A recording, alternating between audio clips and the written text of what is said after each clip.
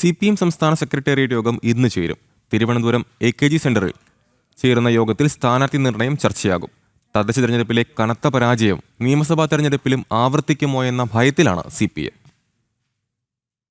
മൂന്നാം തവണയും ഭരണം ഉറപ്പിക്കാനുള്ള PR വർക്കുമായി മുന്നോട്ടു പോവുകയാണ് CPM. നിയമസഭാ തിരഞ്ഞെടുപ്പിന്റെ സെമി ഫൈനൽ എന്ന് വിശേഷിപ്പിച്ച തദ്ദേശ തെരഞ്ഞെടുപ്പിലെ തിരിച്ചടിയിൽ ഏറെ ആശങ്കയിലാണ് പാർട്ടി നേതൃത്വം. താഴെത്തട്ടിൽ സ്ഥാനാർത്ഥി നിർണയത്തിന്റെ ചർച്ചകൾ പൂർത്തിയാക്കി. പലയിടത്തും ഇപ്പോഴും തർക്കം തുടരുന്നു. പരമാവധി സിറ്റിംഗ് MLA-മാരെ തന്നെ മത്സരിപ്പിക്കാനാണ് നീക്കം. മാർച്ച് ആദ്യവാരത്തിൽ സ്ഥാനാർത്ഥി നിർണയം പൂർത്തിയാക്കാനാണ് തീരുമാനം. തദ്ദേശ തിരഞ്ഞെടുപ്പിൽ തിരിച്ചടി നേരിട്ടതോടെ മാനദണ്ഡങ്ങൾ പരിശോധിക്കും. പരമാവധി ജനങ്ങളിലേക്ക് ഇറങ്ങി പ്രവർത്തിക്കാനാണ് നേതൃത്വം അണികൾക്ക് നൽകിയ നിർദ്ദേശം. എന്നാൽ സർക്കാർ ജനകീയ പദ്ധതികൾ കാര്യമായി നടപ്പാക്കാത്തതിൽ താഴെത്തട്ടിൽ നിന്ന് കടുത്ത വിമർശനം ഉയരുന്നുണ്ട്. ശബരിമലയിലെ സ്വർണ്ണക്കൊള്ള ഉൾപ്പെടെയുള്ള അഴിമതികളും അണികൾക്കിടയിൽ ചർച്ചയാണ്. ഇക്കാര്യങ്ങളെല്ലാം ഇന്ന് തലസ്ഥാനത്ത് ചേരുന്ന സംസ്ഥാന സെക്രട്ടേറിയറ്റ് യോഗത്തിൽ ചർച്ചയാകും. വിജയസാധ്യത മാത്രമാണ് മാനദണ്ഡമെന്ന് CPM ദേശീയ ജനറൽ സെക്രട്ടറി MA ബേബിയും വ്യക്തമാക്കിയിരുന്നു. ശിവദാസ് കന്മനം, ജനം, തിരുവനന്തപുരം.